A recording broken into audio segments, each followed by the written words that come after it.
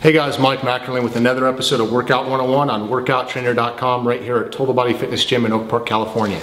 Today we're going to be talking about an overhead ball squat. All right, you guys, if you haven't seen the overhead barbell squat that I've done, that particular video, I highly encourage you to watch that video.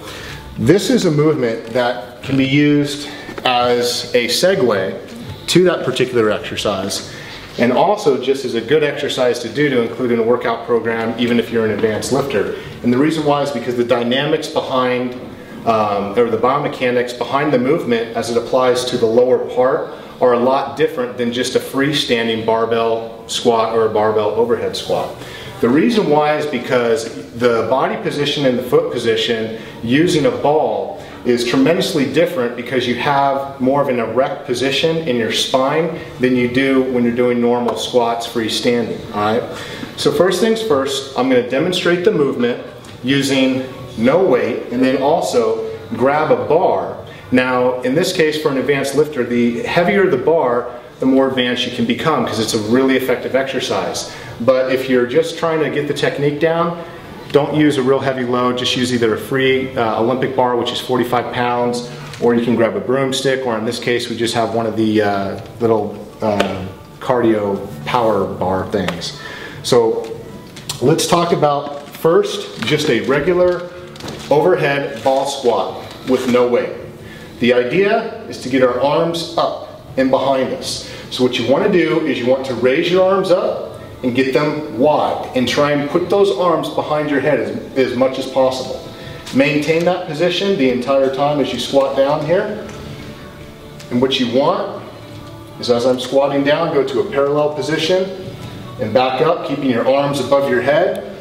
I'm telling you, even if you're an advanced lifter, this is still a difficult exercise to do. Okay? Just do a couple reps here. Now, we're going to take it a step further to the next progression, which is grabbing a bar. We want to go ahead and do the same thing this time. Raising the bar up, behind our head, roll our wrists back. Same movement. Again, we can increase the weight if we do this exercise and we're advanced. And relax. All right, let's talk about the technique. First of all, what you want to do with the ball, it all starts with where you position the ball. A lot of people, when they do ball squats, they don't know where to position the ball. Sometimes they'll position up here. It's too high. You have to support where the majority of the load is on your spine. That's not up top by your neck. It's not down by your butt. It has to be on the small of your back. So the ball has to be touching. If you have a sway or an anterior tilt like most people do, the ball should be touching right above your butt where your sacrum is, and your thoracic vertebrae, which is in the center of your back. That's the position of the ball and where it needs to remain for when you do this exercise. That way the spine is supported the entire time. The next thing is, once you're positioned, get your feet roughly about shoulder width apart and stand in an erect position. From here, if you look at my feet, what you want to do is you want to put your heel where your toe is on either side. Now what that's going to do is it's going to allow you the right angle, so when you go down, if you look from the side here, you can see that I have perfect angles. The shank of my lower leg is vertical. My upper thigh is parallel, and my spine is vertical. I have nice even angles here. And the reason for that is because it emphasizes different muscles than if I were to do a regular squat. You can see here, I don't have those perfect angles. I have a slightly more forward angle in my lower leg here, as well as my upper thigh and my back. I have to compensate for that movement. And when you do that, it changes up the muscle groups that you're hitting. So if you're doing a barbell overhead squat without the ball, it changes up the movement altogether to where there are different muscle groups involved, and you actually have to have a wider stance in this case when you're doing it freestanding. So because of that, as I do this movement, freestanding, it's a completely different movement than using the ball. All right?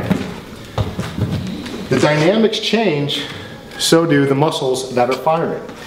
So once I'm in that position and my feet are placed, I'm standing nice and erect.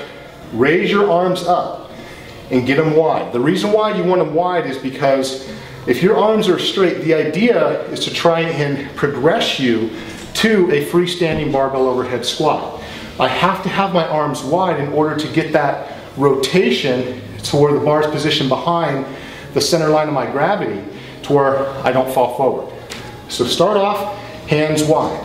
Once you master that movement, keeping your stomach tight, your hips rolled forward slightly. You don't want your butt sticking out.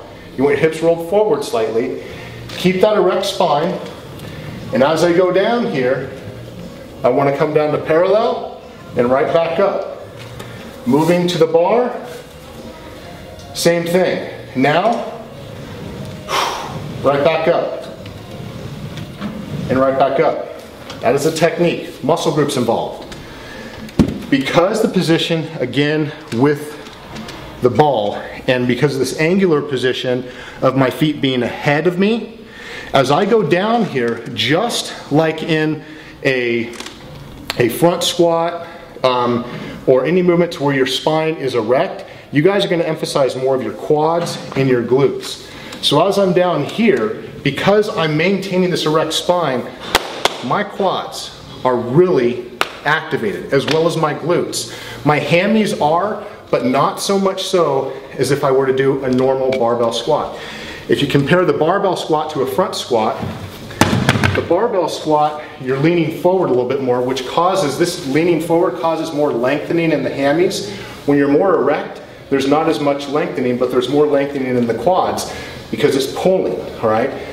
So in this case, with the barbell, or with the overhead ball squat, you're emphasizing more of your quads and your glutes, and you're also working your core because you have that weight above your head. So your shoulders, your lats, and everything below you is working in excess than it would for any other lift, in comparison with any other lift.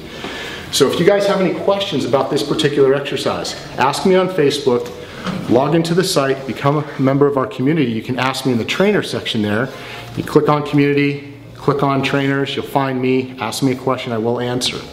If you guys want a workout program that utilizes this specific exercise and an actual program that I designed using all the proper laws and things that you guys need to be aware of in order to get the results you want, once again, log in, sign up, become members of the site, guys.